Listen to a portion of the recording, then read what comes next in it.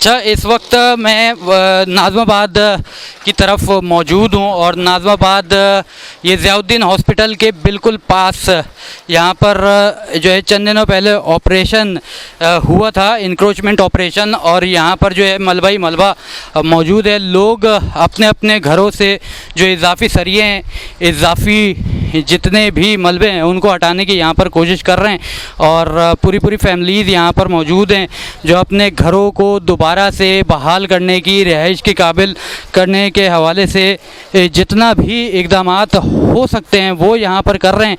आप यहाँ पर देख सकते हैं कि किस तरीके से छोटी छोटी सी गलियाँ हैं यहाँ पर और लोग यहाँ पर मौजूद हैं। क्या हुआ था मेरे दोस्त, कुछ बताओगे इस हवाले से?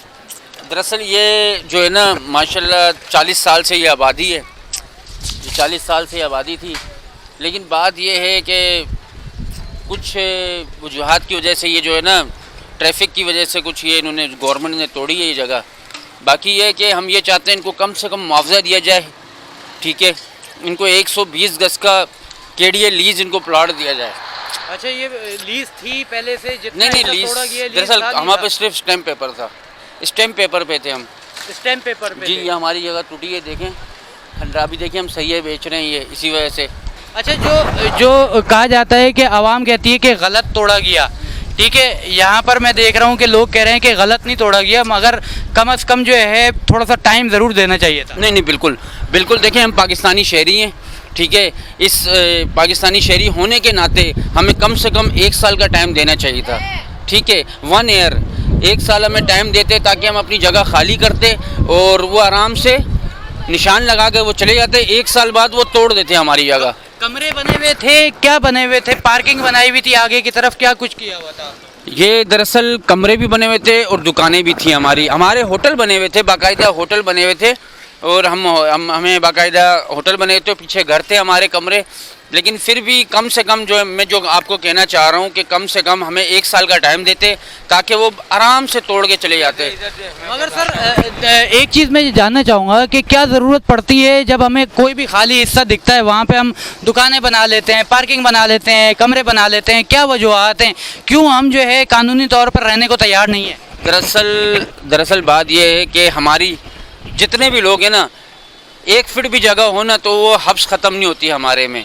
चक्कर ये हम नालों पे भी बना लेते हैं और हम सर्विस रोड पे भी बना लेते हैं, ये चीज़ गलत है। ये मैं खुद कहता हूँ गवर्नमेंट अगर कर रही है, लेकिन साफ़ सुथरी जगहों पे देखो 4 रोड है माशाल्लाह, 4 रोड जो बन गए हैं, लेकिन सही है, लेकिन जिसकी जगह थी उसके दिल में भी गई है, यानी 40 साल से रह रहे थे, लेकिन कम से कम प्लॉट देना चाहिए 120 गज का। ठीक है, यहाँ पर क्या कहना चाह रहे हैं भाई आप? मैं यहाँ 1965 से मुकीम हूँ और मेरा बचपन, जवानी, बुढ़ापा सब यहीं गुजर गया। ये मेरा सारा घर है और मैंने ये झोंपड़ियों में आबाद हुए थे। पाकिस्तान जब बना था उससे पहले ये सब कुछ बिल्कुल वीरान था।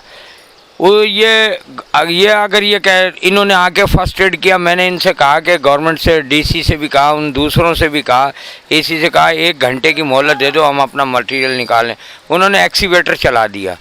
इतना जालिमाना रवैया अख्तियार किया, ऐसा नहीं करना चाहिए था। हम भी पाकिस्तानी हैं, लेकिन अगर तुम लोगों ने पहले तो बनाने की इजाज़त क्यों दी? इससे पहले गवर्नर आए, उन्होंने, वो जनरल मूसा ने ये इजाज़त दी थी, और ये जनरल मूसा के दौर में ये वो जो है ना इसको थोड़ा सा झोंपड़ियों से कुछ इलाकों पर आ गए थे। तो इनको सोचना चाहिए था कि ये पाकिस्तानी है, पाकिस्तानी शहरी हैं, पढ़े लिखे लोग हैं, पढ़े लिखे इलाके में रह रहे हैं, ये बी ब्लॉक है, आप लोग को इनके साथ ताउन करें। जब गवर्नमेंट के साथ हम ताउन करना चाहते थे तो इन लोगों ने ताउन हमारे साथ, गवर्नमेंट ने हमारे साथ नहीं किया। प्लस इसके 1 नोटिस जारी किया, 1 नोटिस के बाद, मैं सरकारी मुलाजिम रहा हूँ, 1 नोटिस के बाद ये होता है कि फिर उसके बाद शोकास नोटिस मिलता है गवर्नमेंट मुलाजिम को भी, लेकिन इन्होंने क्रास लगाना था, क्रास के बाद एक नोटिस जारी करना था, उसके बाद फैसला होता कि भाई ये अब हम आ रहे हैं तोड़ने के लिए, अपना मटेरियल निकालो।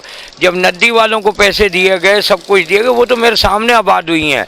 ये तो 1971 में आबाद नाले वाले बने हैं, उसके भी बाद बने, 75 के बाद बने।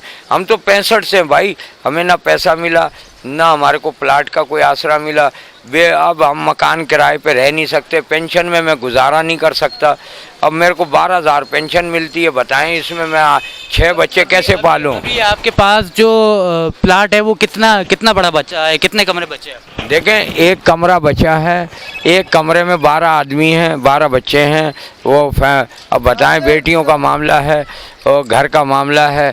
बताएं, मैं अभी 3 तारीख से आज तक मैं रोड पे सो रहा हूँ। मेरे 2 बच्चे रोड पे सो रहे हैं, चाहे कोई फुटपाथ पे सो जाते हैं, कोई कहाँ सो जाता है, कोई कहाँ सो जाता है। अब मुझे ये बताएं हमारे साथ क्यों है ऐसा? तो यार यहूदी भी नहीं करता है, वो भी कहता है कि आपको हम 1 घंटा 1 महीने का रिलीफ देते हैं।